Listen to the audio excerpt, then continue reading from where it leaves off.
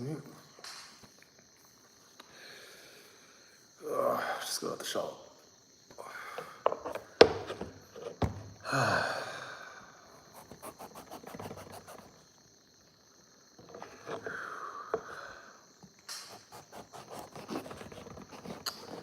What are you? Life. It's so complicated. It can be. You wonder why things aren't more simple. Well,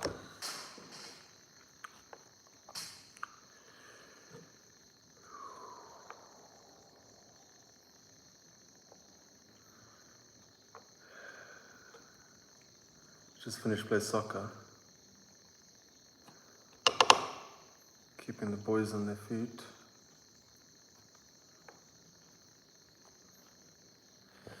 I don't think they're used to an old man having so much stamina.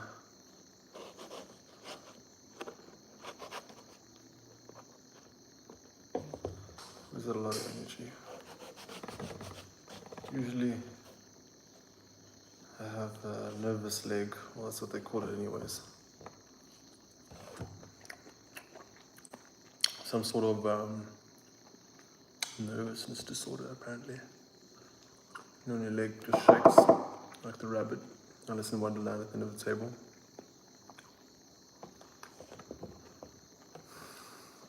I used to think it was a nervousness thing. To a degree it was. But to be honest with you, I think it's me like just wanting to subconsciously move all the time.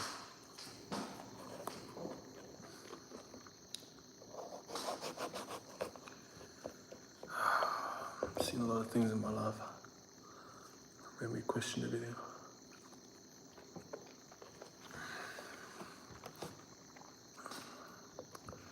I had to piece together all sorts of weird information just to keep things in perspective.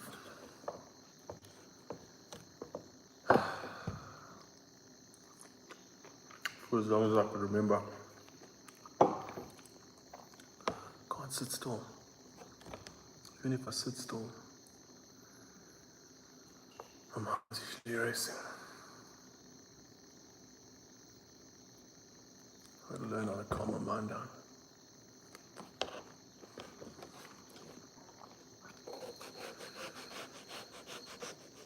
It's been a hell of a task.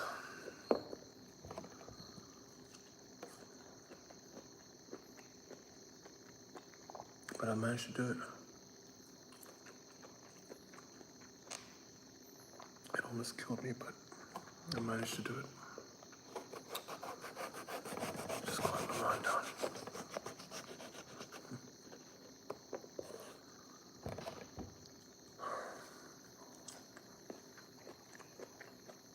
I don't think thinking's been all that bad.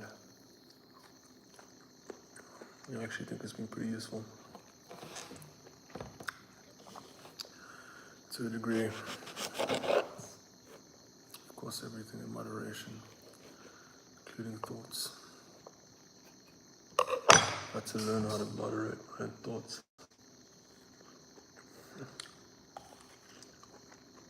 One hell of a task.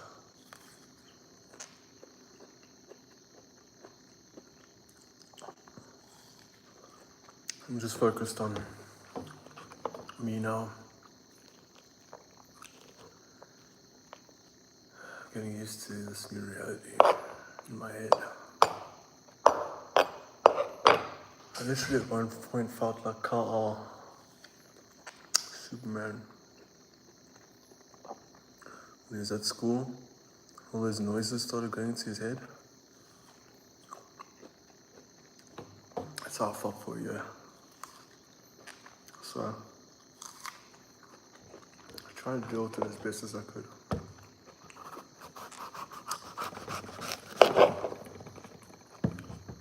I don't think I've done such a bad job. In the midst of chaos, I, to a degree, became chaos myself. But I learned things.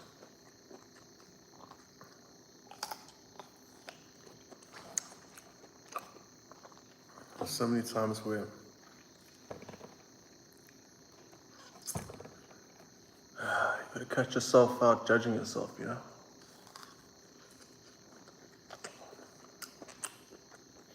Even if you're judging yourself through the perceived eyes of others. It's a real craft. I think once you can learn to not think about what other people are thinking, what happens is your mind becomes clearer. Because now you don't have only this assumption of yourself. I mean, you don't have the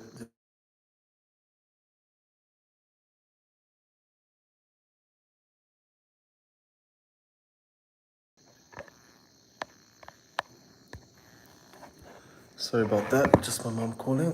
I told her I'll call her after this.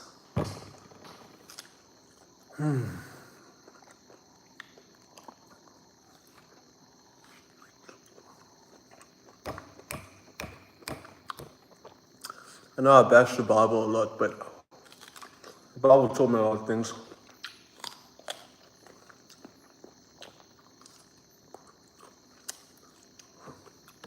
It taught me a lot. Pretty interesting. So,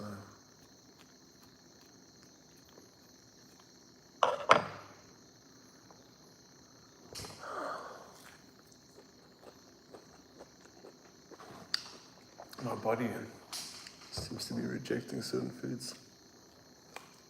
I can't eat meat. It just doesn't work. It just doesn't work. Looks like I'm starting not to be able to eat cheese now.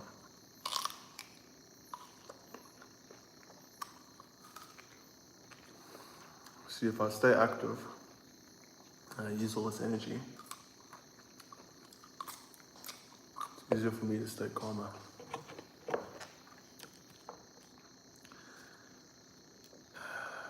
I had to learn how to control anger for large amounts of my life. Stop working on it. Considering how much anger I've had, I don't think I've done a bad job. This pulp is so delicious. Look at that. Perfect cellular structure. Homegrown. And you can see the color. Wow. I think that's a good example.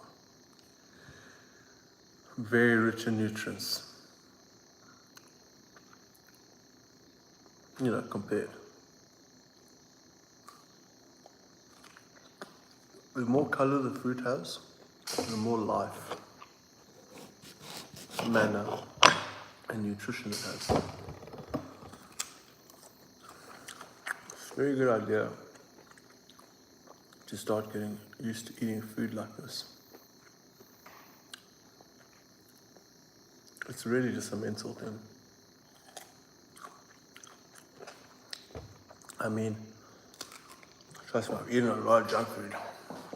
I don't worry about too much. But you can't go wrong with fruit though.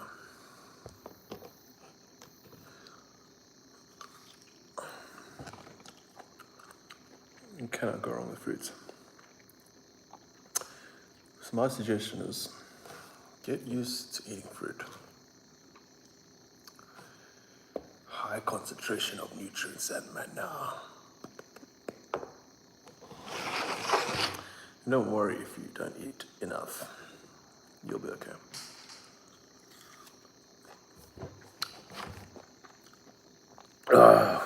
Fuck, back to reality.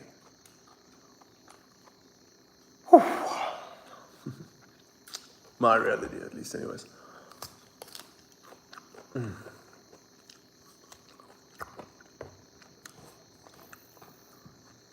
So many things I want to say. I don't know what to say. That's me usually just coming online, speaking to myself. I'm very glad I've got some people to play sports with here. It helps a lot. So where was I?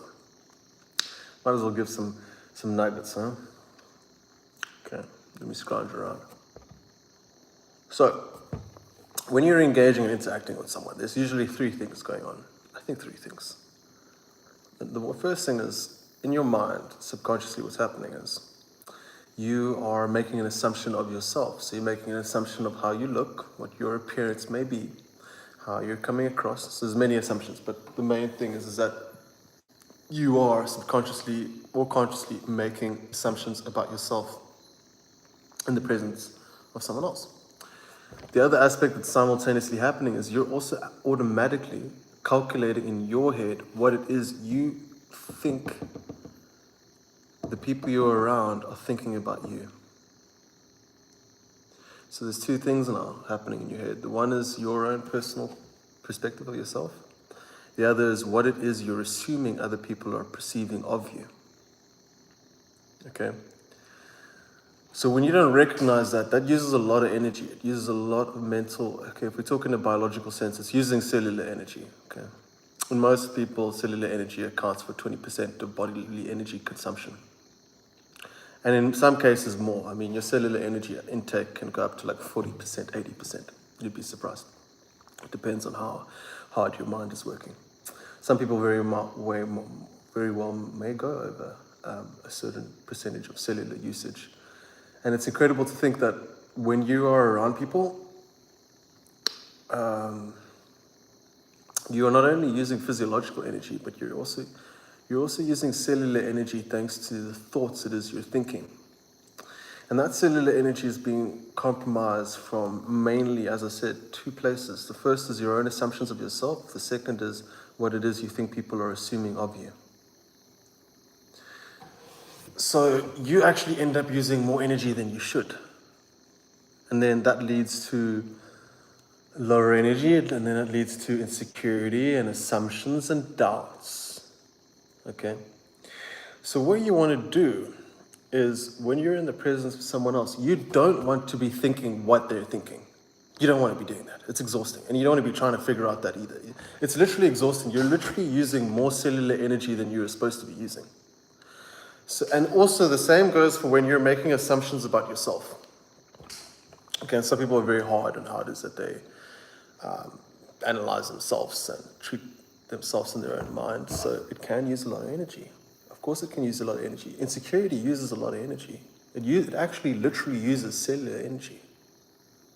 Okay, and this insecurity, as it's explained, comes from two factors. Your own self-image within regards to what you assume within yourself, within regards to how you're coming across, the many things you may be thinking about, your appearance, how people are interacting with you, do they like you, do they not like you. So here you see again assumptions of ourselves, and neurologically speaking, they'd call it a mirror neuron. And then this is, and it's such a fuck up, honestly, but it's this other end of our mind.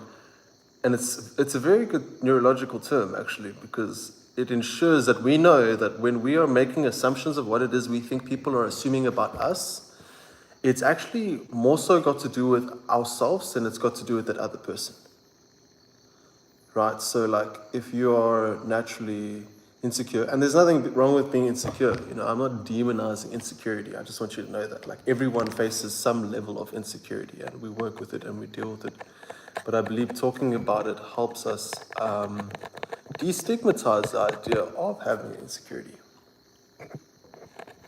You know, it shouldn't be something that is embarrassing, something we look down on ourselves, because everyone's got an insecurity.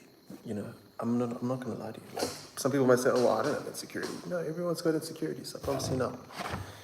And they're satiating those insecurities with whatever it is that they think will fill that gap, fill that hole. But ultimately what happens is, from a neurological standpoint and perspective, is we develop a rhythmical pattern of emotions based on memories we have circulating throughout our mind. So if you've had some sort of traumatic history, certain trigger moments and events may go ahead and then trigger that memory construct. I call it a memory construct, but trigger that memory construct to come back up. And it comes with the same sort of emotions. We retaliate the same way. And it takes a while, in a lot of cases, to realize that there's a pattern of behavior taking place. And what I observed within thought is that our thought seems to be somewhat cyclical. It almost appears as though these mental memory constructs are following some sort of algorithmic pattern based on our own life. And I'm not going to go into too much detail within regards to that, because that can go on for ages. It's a whole other topic. But the point is that our past pains and traumas seem to resurface in somewhat of a cyclical, numerical, algorithmic pattern, which is interesting. It's almost like a bittersweet symphony in some cases. Now, the difference is that when the same sort of past trauma-based memory construct or whatever pops up again, the difference is that it's in the future now, you're in a new present now moment, and you're handling it differently based on your perspective of that past trauma, that past memory construct. So that becomes interesting, because then it shows us how we can change the way we think about pain, or the pain it is we've been through. Now, how you do that in many cases is up to you. How you process your pain, how you deal with your pain. I can't say I've got a one size fits all answer. I can't say that. What I can say, however, is that when we learn to look at our pain differently, and also our assumptions in our mind, because as I said, like in a lot of cases, we assume the worst. I think humans are automatically prone to assuming the worst out of things.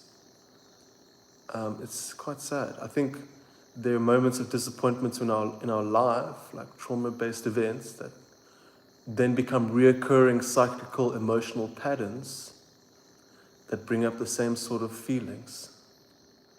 And it may make it tougher and harder for people to, I guess, see beyond appearances. Because appearances are mainly in your mind. It's got to do with how your mind is assessing and analyzing a certain situation. If you're simultaneously in your head while hanging around people in whatever setting, simultaneously judging yourself and simultaneously judging yourself from the eyes of others, it puts you into a very tough spot, because then we feel like we're this rag doll being pushed around by the wind of reality. And we don't feel as though we have any footing or any power. We don't feel that way.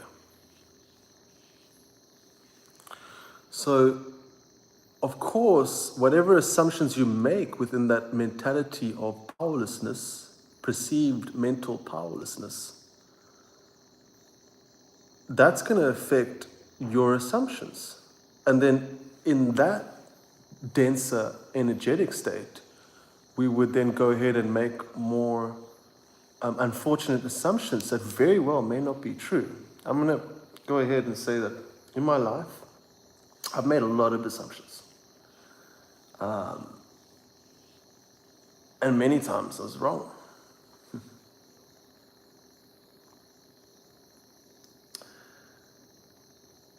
And what I found out is that I was wrong usually when I was assuming the worst possible case scenario. Which was funny. I found that interesting, because in your head, while you're imagining such a scenario, it seems so believable. Especially when the emotion and the energy of whatever thought or assumption you're entertaining into your mind carries a lot of weight with it. and feels quite real, quite tense. It's very easy to get sold with those emotions and to think they're real, and to think that they're a real representation of our life and what's currently happening in reality right now. But unfortunately, as I explained, is a lot of the times we end up assuming the very worst. And as I said, in many times in my life, I found out in the times where I assumed the worst and had to deal with the most fearful potential outcome in my mind, which either debilitated me or put me through whatever sense of travesty within my own mind, the reoccurring commonality between those events is the fact that I was wrong the whole time, which is kind of good to know. It's good to know that my most fearful outcome in my mind the fear just turned out to be there for no reason. So I found that interesting because it gave me a lot of relief. It gave me a sense that, life isn't so cruel. Life's not so cool.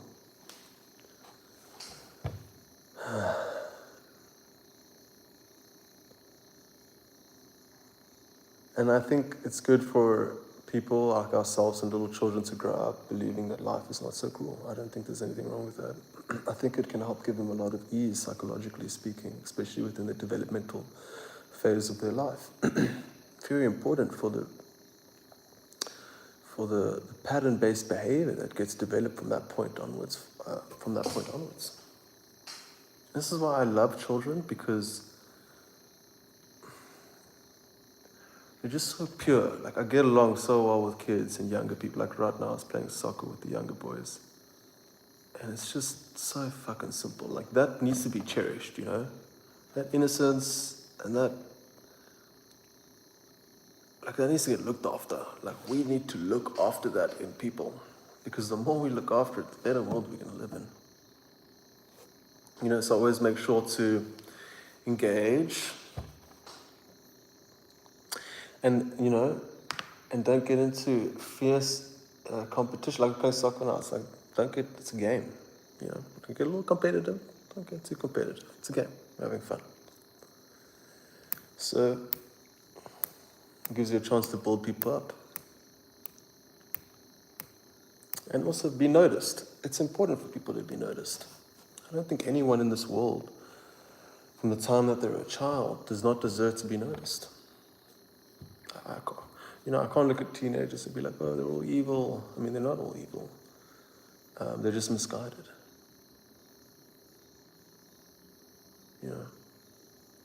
And in most cases, they don't have what they needed. They needed support, emotionally, mostly. Now, I'm not speaking about myself. I think my parents did an absolutely great job with me, but they did the best it is that they knew how to. But what I can say is that, everyone should be heard, especially youngsters. They need to feel from a young age that their voice matters, that they're being heard, so that when they grow up in their life, they can be very confident with themselves and not be in this loop of insufficiency and insecurity. Why should we have to subject anyone towards that? As I said in the last video, my number one goal was to quite simply eliminate any mental pain, any psychological pain in my head because of these neurological pattern-based reactions that I have, being prone to anxiety, being prone to imagining the worst possible outcome, and having no faith and hope. In times where things were so absolutely drastic in my life, and I don't know what the fuck to do, and I've been in that situation a couple of times. Okay, but when you're going through it for your first couple of times, it's quite scary. Because you're facing a scary challenge. You've never been through it before. And so there's an element of uncertainty. A lot of uncertainty. And that requires you to have trust in yourself, trust in life, trust in God. It requires you to have faith. There are moments in your life where you are being challenged to exercise faith, exercise hope. I mean, because in those situations, there's nothing else much more to do other than that. You know, those situations where life's got you down and the only fucking thing you can do is just, because, you know, on the one end, you can go down this negative spiral in your mind that will never end. It will never fucking end. And then you'll believe every fucking thing you've construed in your head. It won't end. The mind's dangerous, guys. I'm sorry. Like, you know what's even more dangerous? The fact that we don't get taught how to use our minds, and nobody knows how to use their mind. Maybe some do, but based on my opinion, I don't think so. Yeah, I'm judging from my perspective. I'm using myself as a reference point when I look around me. I think some people have more mind control than others. I do. But really what it comes down to is controlling our own thoughts and our own mind and learning how to regulate our thoughts. Like, you got to stop thinking terrible shit about yourself. You got to stop thinking terrible shit about other people. And you got to stop assuming that they're thinking terrible shit about you. So those are the three things, right?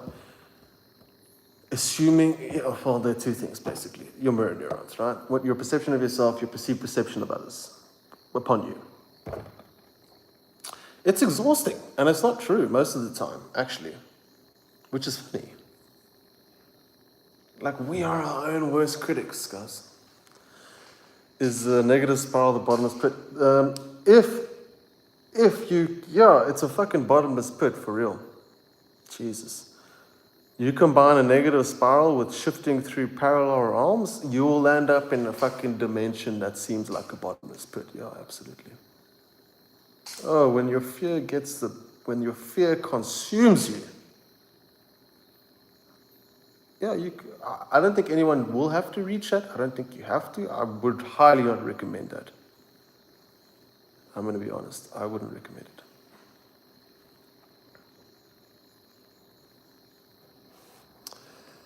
I just wouldn't recommend it. But I will say this, that, yeah, it is... the bottomless pit is... It's so weird. It's simultaneously a place within you and simultaneously a place outside of you. But if you entertain those negative thoughts, you will go down that fucking spiral. And I went down all of them. And I'm glad, it freaked the shit out of me. Because it just got so freaky. But I'm glad it happened because it showed me how dependent I am on the thought control within my own mind. You know, you got to take it seriously. You have to take it seriously. Your inner monologue, your inner dialogue. You have to, because no one else is going to do that for you. No one else is going to do that for you, other than you. You know, no one can go into your mind and start thinking thoughts for you. No one can do that for you other than yourself. So it's so absolutely critically important that you value yourself enough to prioritize. How does you treat yourself? How does you look after yourself? How does you talk to yourself? Okay? And no matter what the fucking situation, no matter what the perception in your mind, you need to be able to be soft and easy with yourself, because if you don't, who the fuck's going to? I'm not saying people won't, but it starts with you. It doesn't start with anybody else. You have to change that monologue, a voice inside of you. You have to. Don't be your own worst enemy. Like, you got to prioritize your emotions. And in order to prioritize your emotions, you have to realize that, listen, every time what is an emotion? Energy in motion. So every time an energy comes in and gets me to start thinking some random shit and pushes me down a random spiral of thought, next time, slow the fuck down and be like, whoa, this is in a bandwidth like this. Let me let this feeling pass. Let me not entertain these crazy thoughts as though they're real. Because your mind can get pretty loud. And let me not entertain them. Because it's your inner voice of insufficiency speaking shit about yourself. Actually, that's what's happening inside of you. Like whenever you're perceiving someone's looking down on you, you're looking down on yourself. It's your inner subconscious voice literally looking down on yourself and telling yourself all of the worst things that you could ever imagine. And we do this all the time on a deep psychological level. So on many levels, it's understandable why humans behave the way they do, because we have a huge emotional insufficiency problem, because we haven't taught people about their minds, how their minds work, how to control their minds. We haven't taught people this. And it's very important for them to learn that, especially at a young age.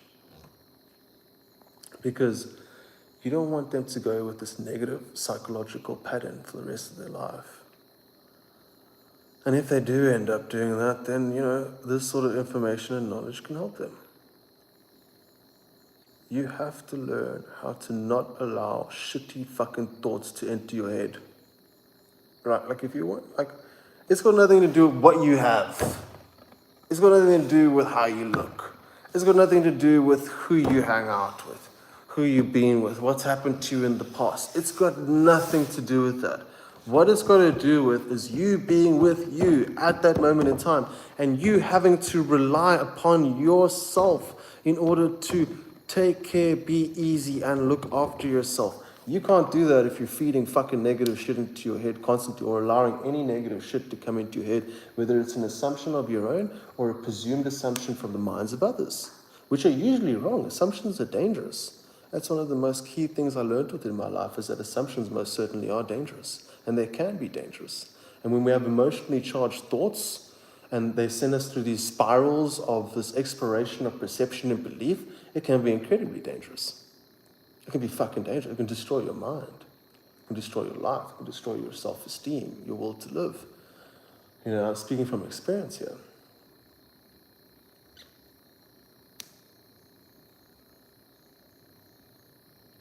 And this is the one level of it, because there's many levels of what I'm talking about. But on a simply psychological level, you gotta stop speaking shit about yourself to yourself. Don't worry about what you think other people are thinking about you. That doesn't mean anything. In most cases, they probably are not even thinking about you. Or it's not as negative as you think it is at all. That's what I've observed through long-term pattern recognition throughout my life, analyzing the patterns of situations, my analysis, and whether it was that my assumptions were correct or not. And I've had to be, quite frankly, really honest with myself in order to gain a clear and accurate picture. And I would say that, psychologically speaking, because it's all psychological, it's nothing else. It's purely psychological.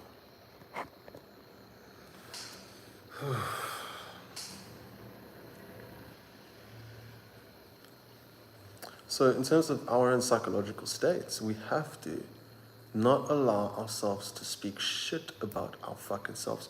You would be so surprised how your emotions, your mood, your behavior, and your choices change when you start learning to not entertain bullshit that's randomly fucking floating into your mind as though it's somehow assumably the gospel truth. It's very dangerous, and it can lead to delusion. Goodness knows I've been deluded. I'll be the first to admit it. But it was within my delusion that I was able to find clarity. It was within my confusion that I was able to make sense even further of my life, myself, and essentially what it is that was truly required in order for me to be able to grow to what it is I wanted to grow into. Someone who is ultimately truly happy and peaceful, but you can't be truly happy and peaceful if you continually keep enforcing and reinforcing and further developing a negative pattern of negative subconscious bullshit reinforcement within your own mind, because it is bullshit. Like when negative thoughts start coming into your head, it's mostly all bullshit. And it's unfortunate because through our media, through this whole culture and everything, people have ultimately been taught to ultimately judge themselves in the worst lights. And not only have they been taught to judge themselves in the worst light, but because they're judging themselves in the worst light, they're learning to judge everyone else in the worst light too. And then that becomes very dangerous, dead and lifeless, because all of a sudden we're unable to see people with human dignity. You know, we start looking at appearances and we stop looking beyond those appearances. Because it's usually that mode within our brain of those mirror neurons usually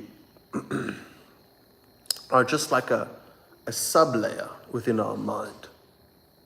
They're not really representative of the truth. They're representative of how you perceive yourself and how it is you assume other people are perceiving you. But as I've explained, those assumptions are very dangerous. So before you start worrying about what it is that other people are thinking about you, you should stop. You should actually start learning. The next time, I'm going to give you a little exercise here. The next time you land up in a social setting, in a social whatever, Torah Spence, we are our worst critics, however, we are our best challengers. Absolutely. Yeah. And you know what? You can be a challenger of yourself in a fun and enthusiastic and light-hearted manner. It does not have to be so serious. Like, I know life seems serious, but the truth is that it's really not so serious. We make it super serious. And ultimately, we do have the choice in order to go ahead and have fun with it.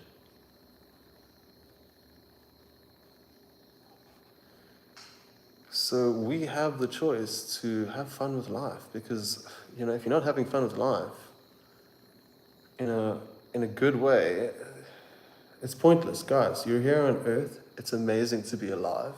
Sure, our cards may have been shitty. Sure, we may have been hurt in the past, but we're alive now.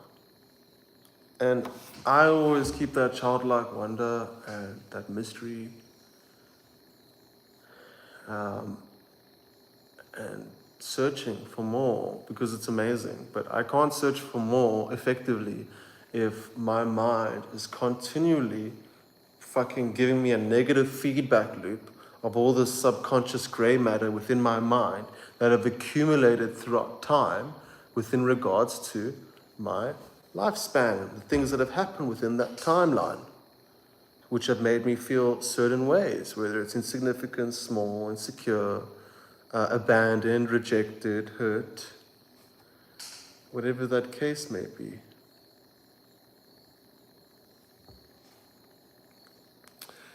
But when we look beyond those appearances, it's truly liberating, because you get to a space where there's hope restored yet again. And one thing I know about hope is it's not just a pretty little 4-letter word. It's very real. Hope is, hope? Like in the end of Mad Max, they say hope is dangerous. It is not dangerous. Actually, in fact, having no hope is dangerous. Having no hope, also assuming the worst out of your life, is really bad. Like, it's very easy to slip into a super duper victim mode and start assuming all the fucking worst that's happened to you ever. But in many cases, it's actually incorrect. In many cases, we over-dramatize it and make it worse than it seems. And that's okay. Because at the end of the day, we're learning. But ultimately, what you want to learn to do is you want to learn to master your thoughts in order to ensure that there's no feedback loop of subconscious gray matter, aka the negative, random bullshit thoughts that come into your head, which usually have to do with you making assumptions about yourself or assumptions of yourself through the eyes of others. Lose your hope and you lose the core, which is care. Exactly. If you've got no hope, if you've got no warmth, if everything's doom and gloom, you can land up like I did, becoming a psychopathic murderer, which I did, not gonna lie to you, which I still kind of am. But most importantly, I care. I can still feel love. I love my parents, I love my family. I love whoever it is I feel I need to love. Just to open my heart, to keep it strong, because in our life we learn to close that heart, and our core, as you've said, Tara, becomes closed. And it prevents us from being here now. Like if your core's closed and your heart's closed, you're not going to smell the flowers. You're not going to see the birds flying around. You know, you're not going to feel that breeze of fresh air flow across you. Certain smells, certain scents, certain textures. You're not going to experience all of that.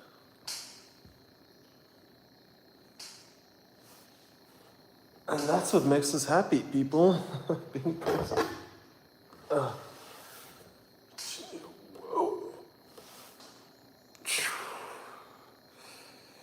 Haven't had a massage in ages. There was someone to walk on my back.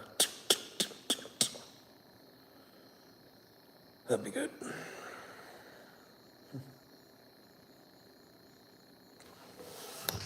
So,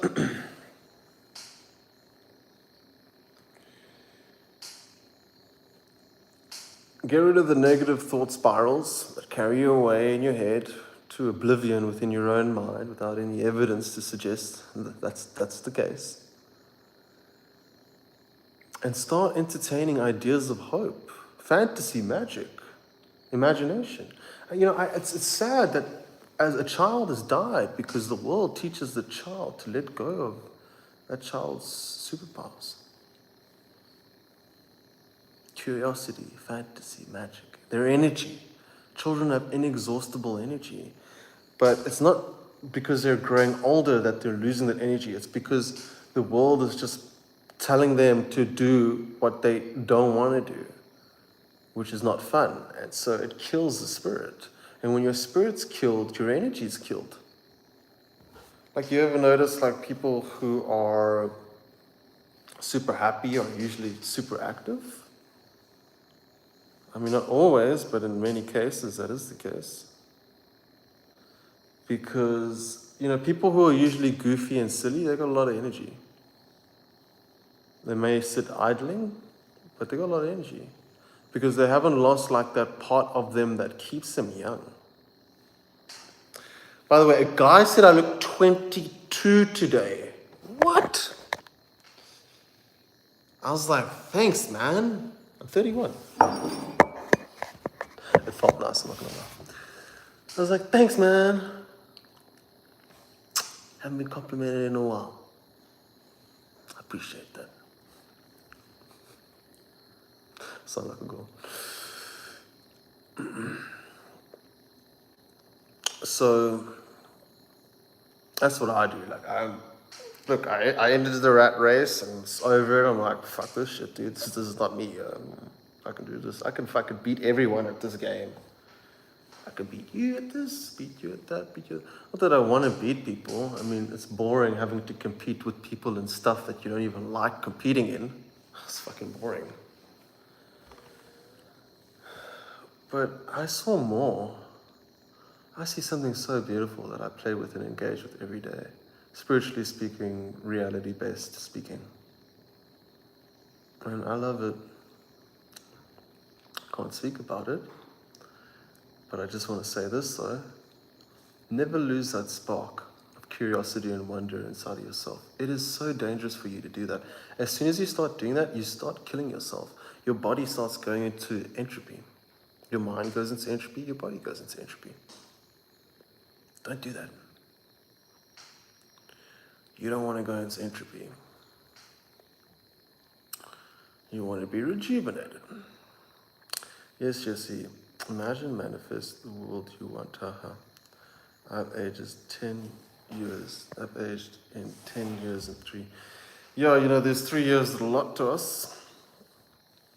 But I guarantee you now, if you learn to speak to yourself nice no matter what, you'll be absolutely fine. I aged 15 million years in 1 year. Literally. I felt like I'd been fucking eons. Jesus. Terror. Parapsychological substrates of fucking layers of consciousness and fear that had to break through, that were presenting itself into my reality, blowing my absolute fucking mind each and every single day. And then having absolutely no choice but to deal with all of these psychological hindrances within my own mind, coming to realize that that silly little voice within my head telling me all this dumb bullshit is literally just some automatic subconscious program that's unfettered and unchained, and quite frankly has to be dealt with. And you have to master your thoughts. Your thoughts cannot master you. So when those thoughts come into your head, you say, hold the fuck up, stop, not believing this shit, it's bullshit. What? I want myself to believe I'm useless, I'm worthless, I'm shameful, I'm this, I'm that. Why? You know, that's one of the reasons I have a problem. Like, I like the Bible, but I also have a problem with it because it teaches people. It's okay, though. I'm not going to get too caught up in that right now. It's pointless. But it installs fear into people. It's misleading. It's not conclusive enough. I mean, when it says that the man is born with sin and flesh, actually, children are born perfect. They're born absolutely perfect. Their life force is at an all-time high. And in those 7 years of their life, their brain's functioning amazingly. But then this world starts creeping in and then starts developing that sin, which is that negative reinforcement slash parapsychological subconscious idea mind within you that's just pumping fucking ideas based on information use. That's literally what's happening. You're going on social media, you're watching TV, you're literally programming subconsciously information into your brain. And then that is determining all of your reactionary responses, as well as your memory constructs, as well as your trigger, what do you call it, trigger perspectives. Like you experience a trigger, and then it causes you to have a certain perspective. Trigger perspectives. So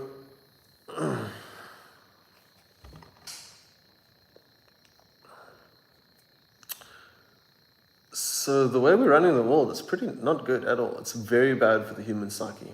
It's incredibly bad. It's incredibly bad for the psychology of a child, growing adults and adults. Because ultimately what we have is, and this is why, you know, sometimes I get so upset with humans, but on the other end, I have a lot of compassion for them. The more and more and more I think about this. Because on the other end, what we have are people who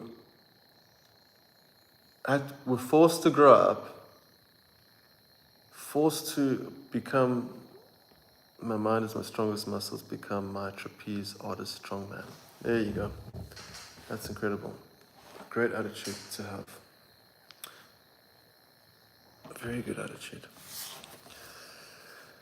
So, you know, I look at adults and it's quite sad and unfortunate because in many ways people missed out on that dream life that they had, all those dreams they had as a child, just to have fun and to play and to have fun. And then adults grow older and then they have less and less fun. When they really just want to have fun. Everyone just wants to have fun. Like, you know, the problem is like when you get into life and you get into school, it's like rush, rush, rush. We're running out of time. We're running out of time. So you end up in this frantic frenzy and you start making all of these choices and decisions based on being in a frantic frenzy of an energy. And it causes you to chase something that you're not even sure what the fuck it is you're chasing because you haven't even had enough time to figure it out. And ultimately overlook the fact that all you've ever wanted since you were a child was to have fun and to be accepted and to be heard and to be loved and to be able to engage with other people and have fun. You know, I think we're quite simple in many ways. But I think as we grow older, we overcomplicate the daylights out of everything because all of these new ideas and stuff starts creeping into our mind and it starts completely reshaping how it is that we perceive the world and we perceive ourselves within this world. And it's highly exhausting. And we become our own worst critics. We've got this negative subconscious shadow mind playing negative nonsense on repeat. We haven't built up the security within ourselves in order to be able to say no to these thoughts. I'm not fucking thinking, why the fuck must I think these shitty ass thoughts and ideas about myself right now?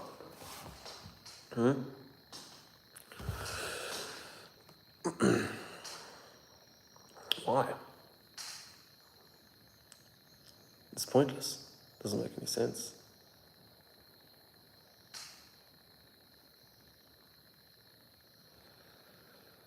So, and I don't want to see people unhappy for the rest of existence, you know. I want to have fun. I see a pathway. It's a beautiful pathway. It's magical. A lot of people would not believe it if I told them. So I'm not going to tell anyone, but I can tell you this though. Please, for the love of God, do not lose your sense of childlike wonder. Do not lose your belief in fantasy. There is a reason as to why it resonates so deeply inside you. There's a reason. And when you start to use thoughts as your emotional navigation tools in order to calculate reality, and you're able to differentiate between these negative thoughts and extremely heightened and positive and uplifted thoughts, then you're able to basically figure out truth from lies within yourself, because we tell ourselves a lot of lies a lot of the time based on the subconscious programming that happens within this culture and reality it is that we happen to be in. We tell ourselves a lot of negative shit all the time, and it heavily affects our behavior. We start doing things that are out of character that we wouldn't do before.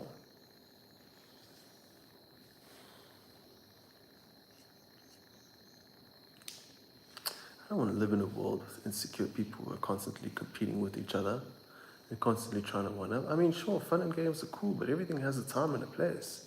But we can't live in a world where everyone's so completely, totally hyper-competitive with everyone to the point that they can't even smile and wave at a stranger on the street that they're walking past as though they're absolutely non-existent.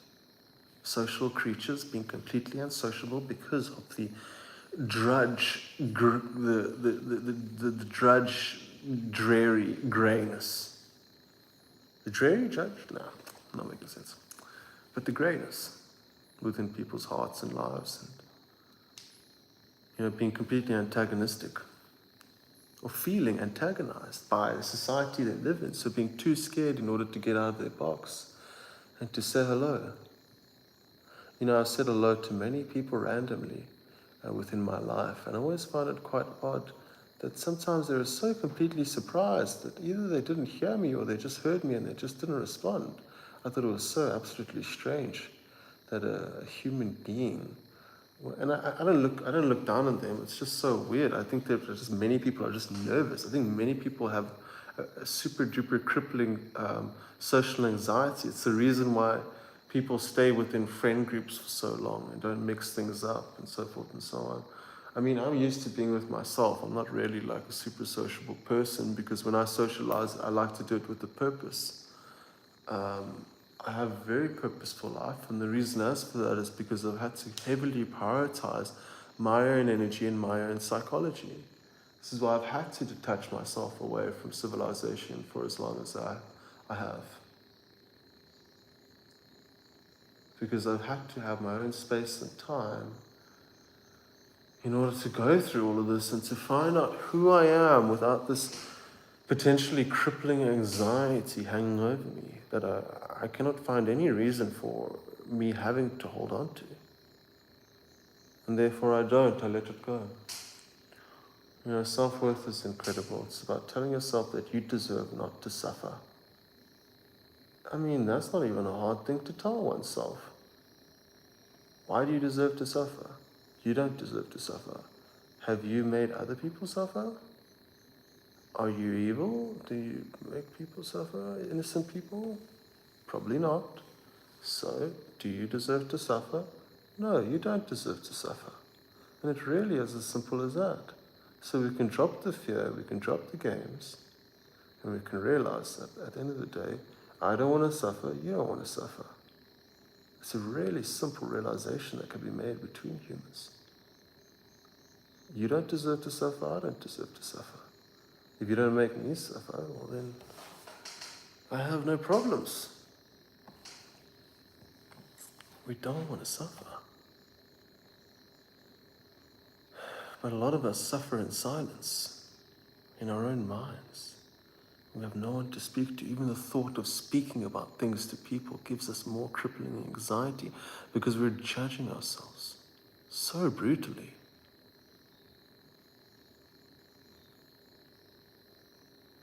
We're judging ourselves so brutally.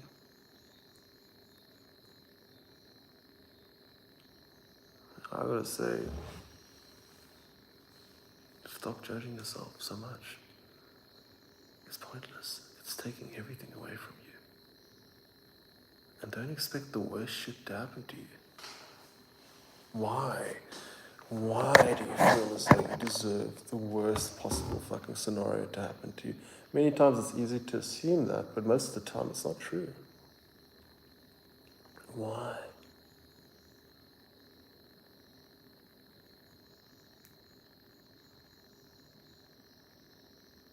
So I can agree, oh, you don't deserve to suffer, I don't deserve to suffer, people don't deserve to suffer, animals don't deserve to suffer, children don't deserve to suffer.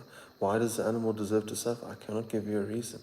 You know, if I'm saying to you that you don't deserve to suffer, then the animal doesn't deserve to suffer, the child doesn't deserve to suffer. So then we start reaching a really higher level of consciousness.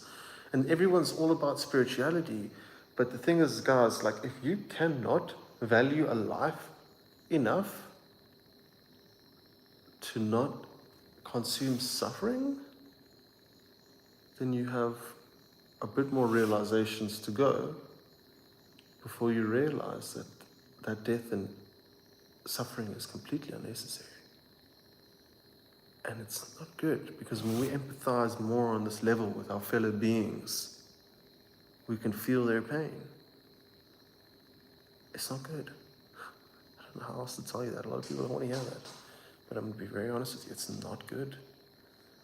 A higher level civilization does not eat meat. Because what constitutes, like for instance, like there's two paths civilization can take. One is to complete fucking oblivion, which is the road that looks like we're currently on now. The other, and which means that civilization will fall and have to restart all over again from scratch and probably end up with the same stupid behavior for God knows how long. The other is the civilization actually manages to evolve. But the only way in which a civilization can avoid collapse or ensure renewal after a collapse would be in order for them to essentially evolve their way of consciousness and thinking within regards to all life. Because we live in a process of homeostasis, an ecosystem. We're heavily interdependent upon all life. So if that mindset never changes, well, of course, Earth will have a trajectory towards doom and gloom and a situation that leaves the civilization having to start all over again, like a civilization has had to do many times in the past. But a highly advanced civilization would have a highly advanced heart space capacity. Because if we continue with this stress, we continue with this judgment, we continue with this careless lifestyle, careless towards ourselves and careless towards each other, it's just a continually self-deteriorating process. Because emotionally, before your body starts deteriorating, your emotions deteriorate. Your emotional state will start to deteriorate before your physiological appearance begins to deteriorate afterwards. Hey, if your soul's deteriorating, your body's going to deteriorate too, man. This is why, like, the symptom of every single illness and disease is stress. But as I explained yesterday, if you're continually consuming death, which has ultimately cortisol packed up in meat, you're eating cortisol. You're literally eating cortisol. So you're not only eating death, but you're also eating cortisol. Meaning that people who eat meat are more stressed and high-strung than people who don't. Because you're literally eating trapped cortisol. It's a stress-based chemical released off of your kidneys or liver. Kidneys. Yeah. And the problem with cortisol is the more cortisol you add into your body, the more your body starts automatically producing cortisol. So it's a vicious cycle. It's a spiral. Did I say vicious cycle? Yeah. It's a spiral. And as I've explained, like the symptom of every single illness and disease is stress. It's all energetic, people. This is the thing. Like the medication that people use and prescribe is inaccurate. They don't work. They come with huge long sheets. The medical technology is useless. I'm sorry to say. It's absolutely, completely useless. I've never heard of a medicine curing anybody from any ailment, number one. Number two, I've heard about more side effects than anything else. Number three, they don't even understand the body enough, nor do they understand those chemical compositions extracted from enzymes within certain plants and synthesized for whatever usage. Also, the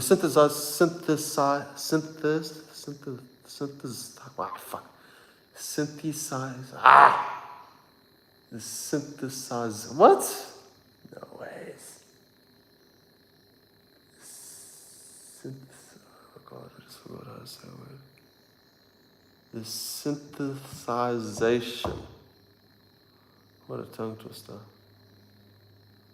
Of these chemicals essentially starts doing all sorts of funny things towards the chemical itself on a molecular level, including our body. It's so hectic that we grind up plants, we synthesize them, that's it, that's how you say it, and we put them into these white little tablets and capsules. We don't even understand the plants correctly because, number one, we're not using the plants themselves, we're using extrapolations of the chemical compounds within those plants that are synthesized for whatever purposes, which is funny. It's like, why would you not use the raw resources in order to extrapolate the nutrient and molecular properties as soon as possible? But no, instead, they synthesize them in order to be able to sell the plants in a pill format. But once you synthesize them, you lose everything that the plant actually naturally has to offer. And also, when you go ahead and isolate certain chemical compositions, and also you have to remember that a lot of these chemical compositions are actually augmented through certain processes, lab-orientated processes, in order to create new variations and iterations of certain chemical compounds and compositions. Anyway, long story short, people haven't even completely come to comprehend the electrochemical nature of the human body enough in order to actually be able to know what medicine is actually able to go into someone's body. So in most cases, most people are guessing. This is why in most medical testing, more placebos are used more than anything else. Placebos are used so much. And you have to ask yourself, why? So I've looked at the medical industry, I've looked at everything. You know, number one, the diagnosis is inconsistent. All diagnoses, whatever, are completely insufficient, totally, because they're overlooking the electrochemical nature of the body that basically relates to the nervous system and ultimately the information-based light transference within the body that allows your brain and your heart in order to communicate with all the DNA and bacteria within a homeostatic bond within your body.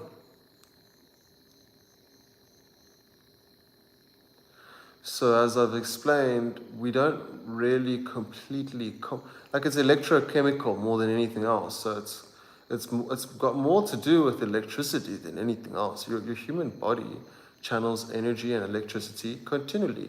Without that energy and electricity, your body would not be able to communicate effectively between the genomes within your body, your brain, and ultimately, well, of course, you're talking about genomic sequences that are found throughout the DNA, throughout all aspects of your body, cellular tissue, bone, cartilage, so forth and so on.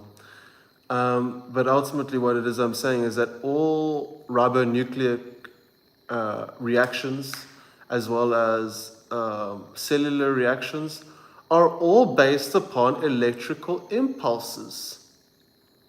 Because without the electrical impulse, the instructions and information from the genomic sequences would not be able to be transferred and interpreted correctly in order for the body to know what to do in certain events. The body is a very genius tool. It has its own capability of managing energy.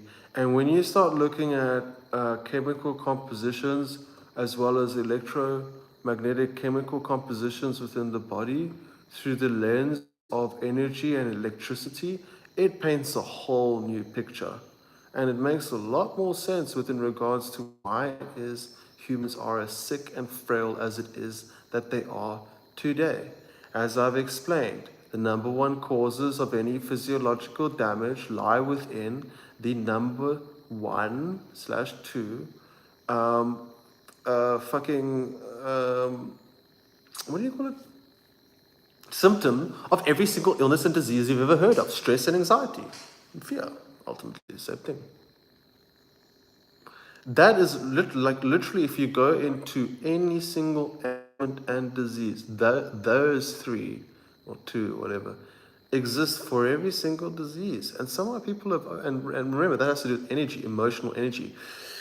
And as I've explained to you, your body and your brain releases cellular energy in the form of electrochemical interactions that take place within your brain throughout the rest of your body, because your body utilizes energy in order to transfer information throughout your body.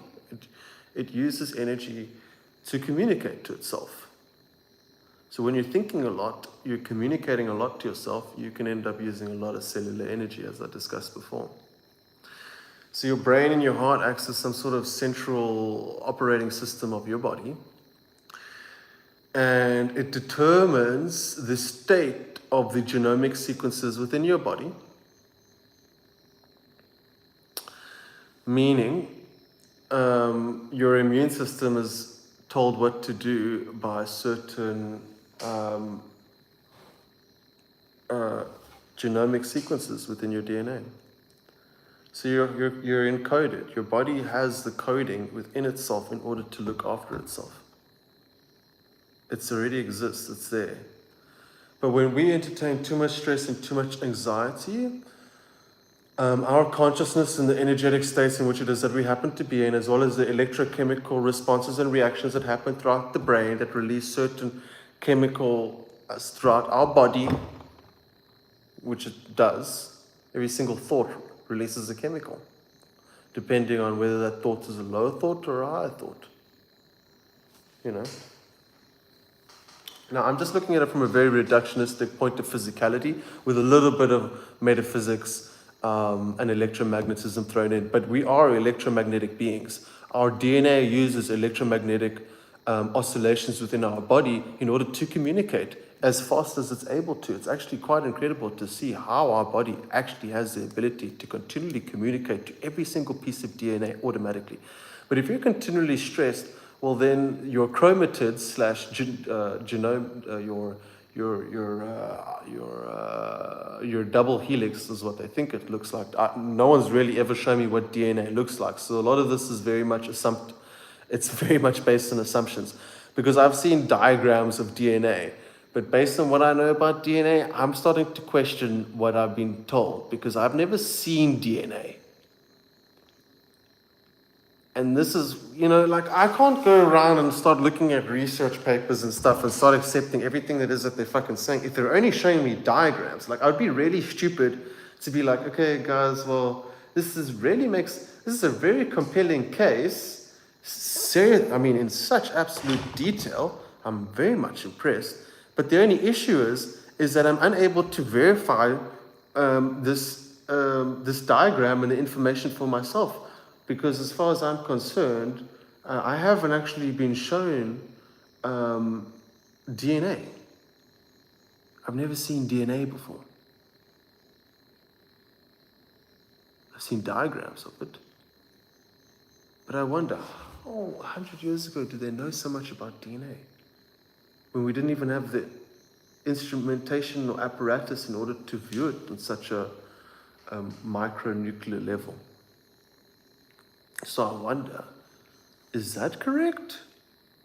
Because the medical industry doesn't know what the fuck it's doing. I'm going to be very honest with you. The medical industry doesn't know what the fuck they're doing. They don't have no idea. Neurologists have no idea what the fuck they're doing. Psychiatrists don't know what the fuck they don't have no idea what the fuck they're doing. If psychiatrists knew what the fuck they were doing, they would have people leaving the mental wards. But they don't, because they don't know what the fuck they're doing. These people go and study for I don't know how many years, and they still don't know how to fix a human mind. They don't know how to fix their mind. They definitely don't know how to fix anyone else's mind. So it's very fucking sad. I'm glad I've lost my fucking mind and had to basically be my own psychological psychiatrist slash fucking spiritual guru, whatever the fuck you want to call it. I don't really care. The labels can be up to you.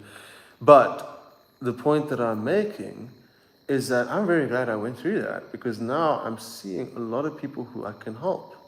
Very simply, a lot more simple compared to a lot of these complex assumptions and assertions that are being made within these fields of psychiatry that are heavily dependent within the pharmaceutical industry, when they don't even understand the consciousness psychological condition well enough in order to even be in a position of prescribing fucking chemical compounds which they have no idea how they work. Dude, it's so bad.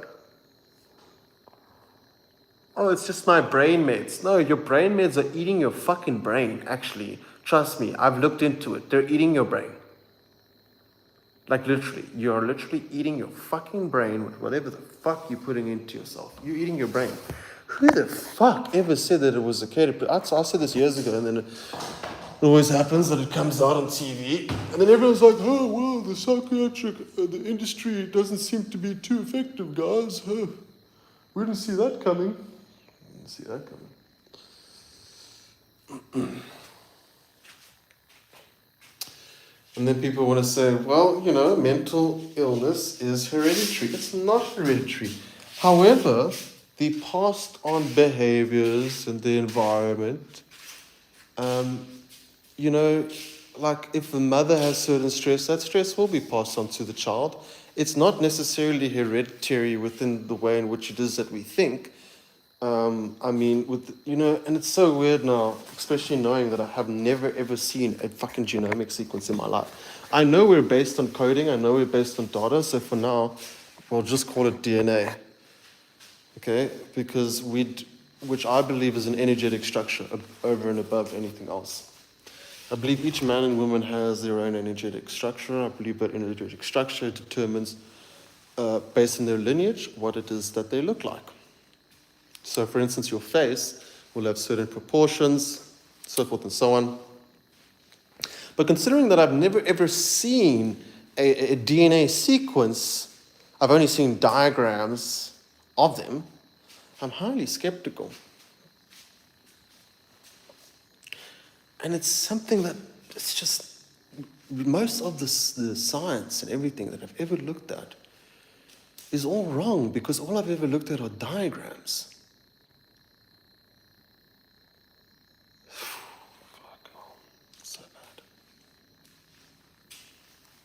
You know, this is why people who study medicine and study all this shit, they don't know what the fuck they're doing.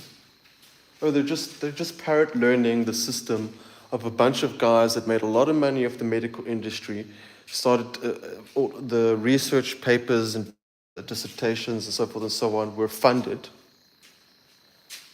And people went ahead and did this, did that, all in the name of money. And when you add money into the picture, well, then you definitely cannot trust the research. You can't trust the research. You most certainly cannot. Guys, medicine doesn't work. I haven't taken medicine in years. When last did I take medicine?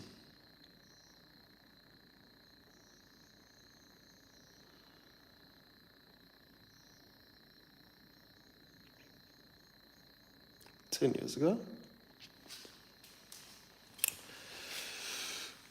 Because I've learned that most of any of the conditions or ailments it is that I'd ever faced were actually energetic and emotional. So naturally I had to learn how to master my emotions and get in touch with myself within that regard, in order to not allow myself to go through such feelings of obscurity that leave me feeling damaged and frail. You know, when you go through an emotional hit, your body will feel as though it's taken a hit as well, because those two things are absolutely intrinsically interlinked. They are. So you got to look after your emotions, you got to look after your mind, and then that makes looking after other people's emotions super duper important too. Because when you realize like the consequences your actions can have on someone, like guys, people are fragile. Like, I know I'm pretty hectic and I know I'm pretty hardcore. When I'm fucking angry, I know. But for most of the time, I do care about what people feel, how it is I come across. I don't want to unnecessarily hurt someone's feelings, although sometimes I do. But ultimately, I don't want to do that. I don't want to leave someone in pain or be the reason someone's suffering when they don't need to be suffering. So, because I know emotions are hectic. I don't play with my emotions. I don't want anyone to play with my emotions either. I've learned to, I don't want to play, I don't want to fucking be the reason somebody fucking feels they're not good enough or can't just be comfortable in their own skin. I don't want to do that, Ultimately, sometimes I do. Sometimes I go straight for the jugular. But this is just the world I live in for now. But ultimately, I don't want to do that. I don't want to play these games.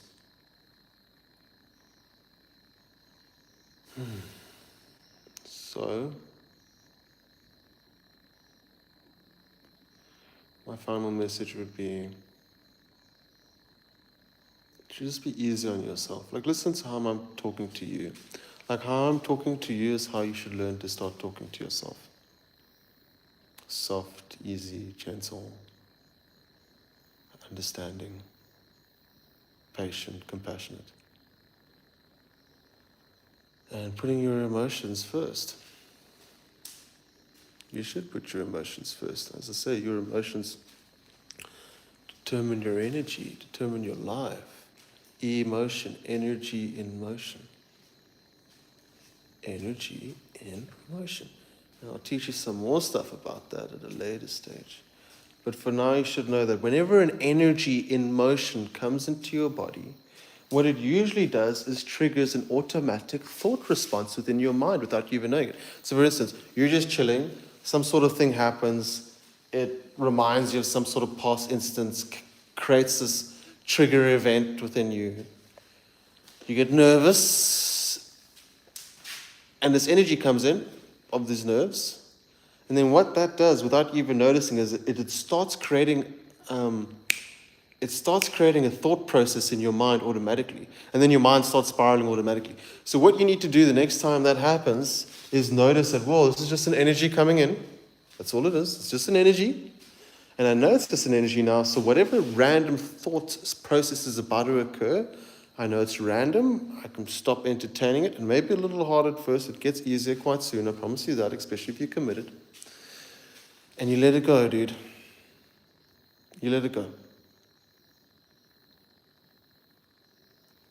Okay? You let it go. And then what you'll start noticing is that you're reprogramming your neurology and your subconscious. And then very soon, my girls and goyams, you will not be feeling that anymore. Less and less and less will you have these random intrusive thoughts just coming into your mind, telling you all this negative ass bullshit about yourself in terms of what it is you think about yourself and in terms of what it is you think other people are thinking about you. I have to say, the quicker you can start learning to not care about what it is that you think people are thinking about you, the better. You're going to live a more peaceful, happiest, joyous, and harmonious life. And you're going to be so comfortably snug in your sovereign body and your sovereign being. And you're going to start getting in touch with yourself in such a lovely, intimate level and develop a beautiful bond with yourself. And ultimately that's kind of what we had to learn because we didn't get given all of that. So ultimately the position that we're placed in now does require for us in order to do that for ourselves. So you owe it to yourself. You don't deserve to suffer. You don't. So you owe it to yourself to look after yourself. You do. At the end of the day, When you're alone, you're in your head with yourself, dude. No one else is in your head but you. No one else is in your head but you. It's a beautiful gift. And that means that you've always been your own greatest friend, but also your own greatest enemy, but also your own greatest friend. So cherish that. Look at yourself as though you were the one that got yourself through whatever you got through. You lifted yourself up. You dusted yourself off when there were no one else there to do that for you. You had to learn how to give yourself positive reinforcement. You've done a lot for yourself, more than you can imagine. So it's a great idea to not hate yourself. There's no need. You don't deserve to hate yourself. Why do you deserve to hate yourself? You know, as far as I'm concerned, you're not psychopathic fucking evil people for the most part. So why do you deserve to be stuck in a never-ending cycle of self-abuse that leads you towards being abused within situations outside of yourself? Because when we don't learn to be nice to ourselves, we let people walk all over us. We devalue ourselves. We put ourselves in positions where our worth is like created by all of these things that don't even really matter, that haven't actually allowed us to look into our own hearts. Like, bullshit aside, take the money away, take everything away, take all of these things you use to judge yourself, your appearance and everything, and let that all fall away, and then what you're left with is yourself. So I'm saying that part of yourself, like, you need to look at yourself that no matter what you've got, no matter what you don't have, you are you, and you have you. And the most important thing you have and will ever have is you. It's the most important thing you'll ever have. You. You are the prize in your own life. The fact that you exist is a miracle. Yes, life may have been tough, but it doesn't mean that you need to continue living in turmoil. You can live within the perspective of the fact that your existence is a miracle. And then life begins to become really magical, fun, harmonious, and joyous. And all of a sudden, my dears, all of a sudden, that wonder and amazement gets brought back to that softness within your own heart. Don't stop daring to dream. Don't stop daring to fantasize, to imagine worlds beyond. So I always like watching anime and stuff because it always keeps me imagining. And it shows me a different way of life. One that's not so bogged down and seemingly depressive as this reality in which it is that has been portrayed towards us, that we've adopted and ultimately become one with within expecting to have that reality. But we're living in a box, and I say, take yourself out of that box, guys. I'm Peter Pan, take my hand. Let me show you how far this goes. It goes far. And I'm speaking at a very elementary level. I don't say that in a condescending sense, but I say that from a sense of prioritization, most importantly, because as I've explained, it's so absolutely incredibly important that you do prioritize your mental health and your psychological well-being and the thoughts that are occurring within your mind. It's deeply important. It determines your happiness and the state and quality of your life. It's very important. You must take it seriously.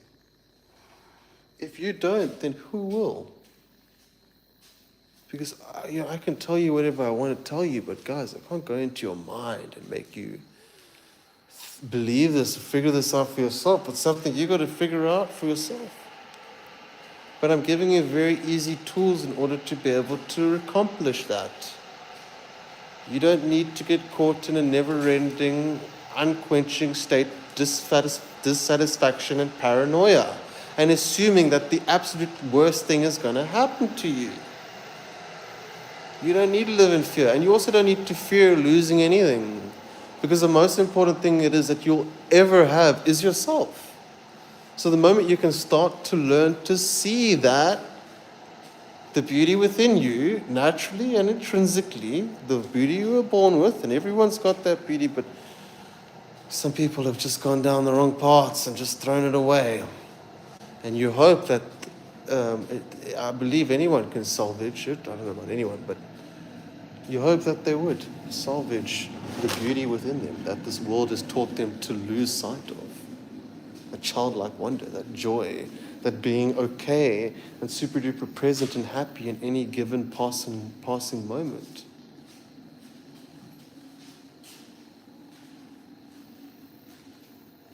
Yeah. I'd say, like, I hate in the Bible, but the Bible's got some gems. The Lord says, come to me as a child. I know why now. Because there's no ways you can reach happiness if you don't. You can't. If we take life too seriously and we get bogged down by all this bullshit, you can't, guys. I'm sorry. You have to learn how to chill out and go back into some sense of childlike wonder again. To dream and to dare to dream and to dare to believe in that fantasy. Why not? We believe in fears all the time. We believe in such crazy, hypothetical, fearful situations constantly, all the time, without any evidence. Fear. F-E-A-R, false evidence appearing real. We believe these constructions of our negative imagination all the time. So the question is, why don't we believe the constructions of our positive imagination at all? So we're always used to going down negative spirals, but we're not used to going up positive ones because we've stopped dreaming.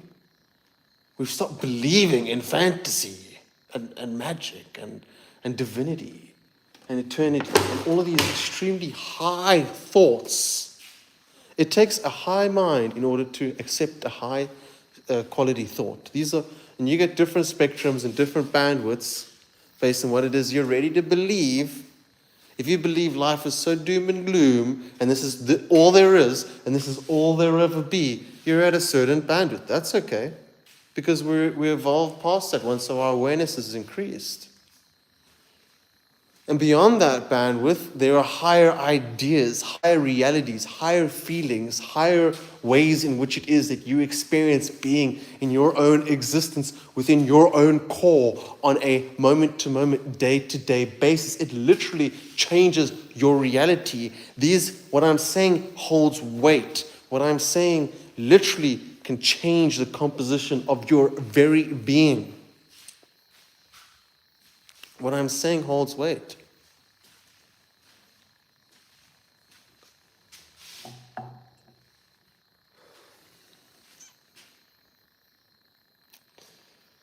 These higher concepts are a reality.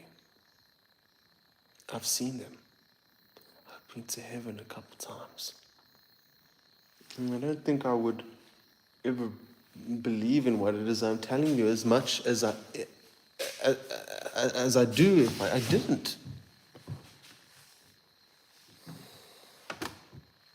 I see more every day. It plagues me, my mind sometimes. One of the things I realize is that you don't have to die in order to go to heaven. I'm just going to leave that one there for now. Boop. I call it mind candy. There's nothing wrong with a bit of mind candy, my dear. Open your mouth. Bloop. There you go. Now take that in. Oh, wait, you don't want to be daring? You don't want to explore some fantastical concepts within your mind and you want to stay within the straight lines, that little box that keeps you in that gray zone within your own life? Okay, well, if you want some fun, open your mouth. Here we go. Lop. Let me throw something in there for you to chew on. There's nothing wrong with chewing on a potentially liberating and higher ideal-based thought. What is wrong with that? There's nothing wrong with it, guys. It's a lovely quote. It says, Children are afraid of the dark, but the adults are afraid of the light. I'm giving you light. If that thought makes you feel fearful, then you really got to ask yourself why.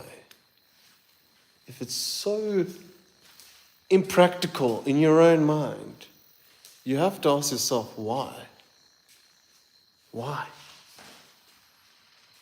Well, it's mostly because of a dreary, unimaginative perspective that has never been stretched beyond what it is that the boxes and safety lines that society has presented. And I'm just saying, dare to live a little. Dare to just put your foot outside of the fucking safety line and find out what's the worst that can happen. You can live in box life all you want to, but hey, I'm trying to say there's fucking magic in your face every day. There's divinity right in front of your face, in your body, in your eyes, and you can't even see it. And then I have to come along and be like, Peter Pan, oh guys, well, I'm a fucking magic school bus driver. I'm like, hey guys, let's take you somewhere, kiddies. And they say, well, we don't want to go anywhere. We're just happy with what it is we know, what it is being told. And you sound like an absolute fucking lunatic. So we're not even going to bother taking you up on that offer. Therefore, we're closing ourselves down to the possibility of seeing what it is that you have to present. Oh, well, that's a shame. Because I want to show you some stuff I think you might like. I think you might like what I have to show you. Actually, I don't think. I know. I just know. And I'm able to say that with such fervor and confidence because, well, as I've explained, I don't speak to myself in an absolutely negative manner within my own mind, and I give myself every single possibility to express myself as myself. There's no problem with that at all.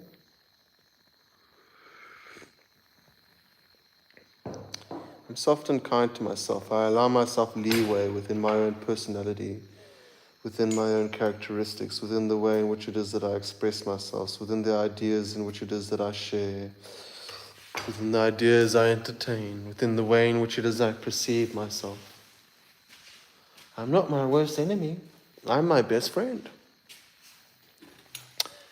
Used to be my worst enemy. Boom, boom, boom. Aren't we all? But I found it to be absolutely pointless, and I saw that it would lead to never-ending oblivion if I didn't figure out how to jump off that train. Fortunately enough, I did. I took that scary choice, you know. Some of the best choices in life are the scariest ones. You know? But they're scary for a reason, because they're challenging everything we've ever thought we've known, including our own identity. And that's where the fear creeps in.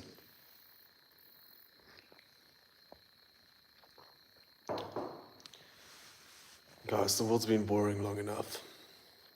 Don't you agree? Do you think this is entertaining, what it is that has been presented? There's nothing magical about it. It's dead and dreary, and everyone's competing and uncomfortable and doesn't really get along with each other. This is why you won't find me in a nightclub or a bar. Although I'd like to drink a beer, but I'd rather drink a beer over here, to be honest with you. But it's because, as it currently stands now, people are just going to suck your energy straight out of your bones, baby. And you need that energy, girl or boy.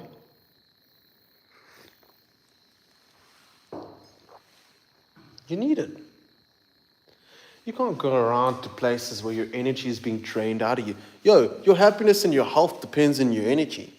You want to be like me? Learn to become an energetic perfectionist. It needs to be less about what it is you can get and more about what it is you can give yourself. Number one best thing you can give yourself is peace of mind and happiness.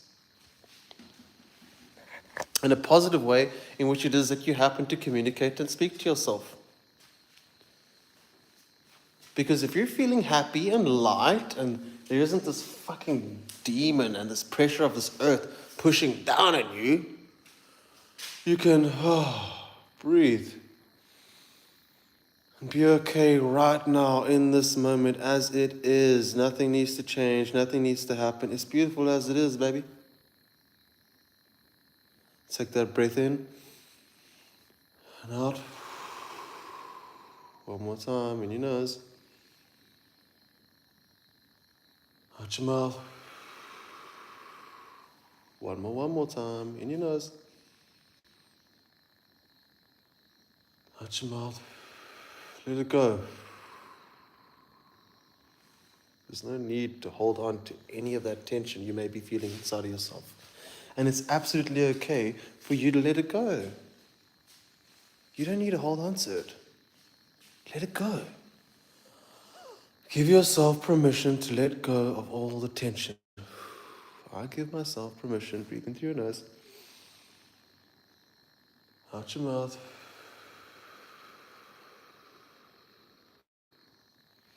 Let all the tension slip away. You don't need it.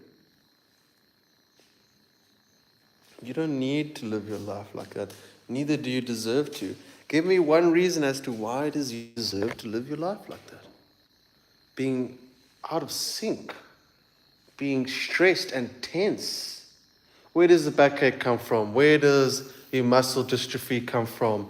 Where does the cancer come from? It comes from stress and anxiety, which then creates tension within the body, and that tension prevents our body from working as effectively as it should. As you can imagine, your body is tense. Things are not going to work as well as you want them to. And then that's going to result in all sorts of ailments within your body. So ultimately, guys, it all comes down to how ready it is that you're able to just relax, surrender to hope and love and eternity, and know that everything's going to be fucking okay. And there's no reason for you to imagine continually the ultimate worst case scenario, because when we imagine bad shit happens.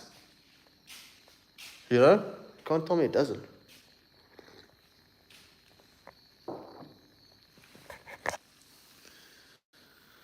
So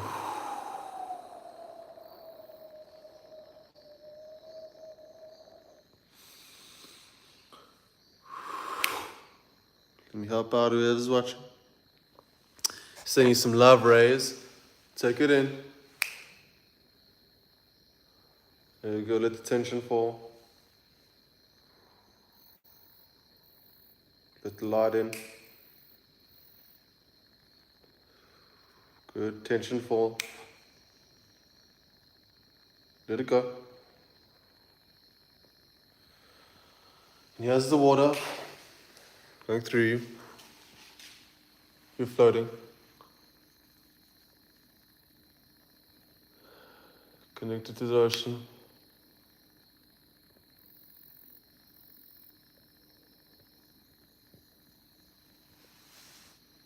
There we go. And here's that light.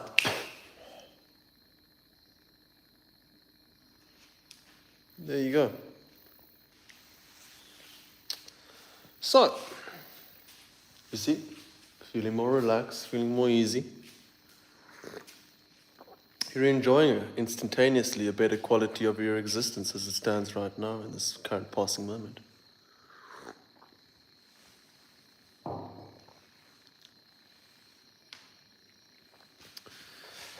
So, who wants to take my hand? Because I'm done with this world. Don't get me wrong, I love Earth. I really do. But I'm busy transforming her. My greatest first love. Besides my mother. But it is Earth. My home. I don't plan to leave Earth, never. I plan to transform it and live forever. As crazy as that may sound. Although, I've said a lot of crazy shit that's worked out. Yes, I've made some incorrect assumptions, but those were only based upon fear. But I've made some very accurate assessments, one after another, to the point that I completely trust in what it is that I have to say. And I can most certainly guarantee you that we are going through something that has never occurred before. And in one way or another, on one level or another, you can feel it. Close your eyes, feel it now. That's evolution, baby. That's fucking evolution. And I love evolution. I'm excited. But with great power comes great responsibility. And I have a huge responsibility, but I don't want that to exhaust anyone. I just treat it as a game. Life's not a game, but I have to treat it as a game in order to do all this fucking extremely complicated shit I gotta do. Makes it fun. And why shouldn't I have fun?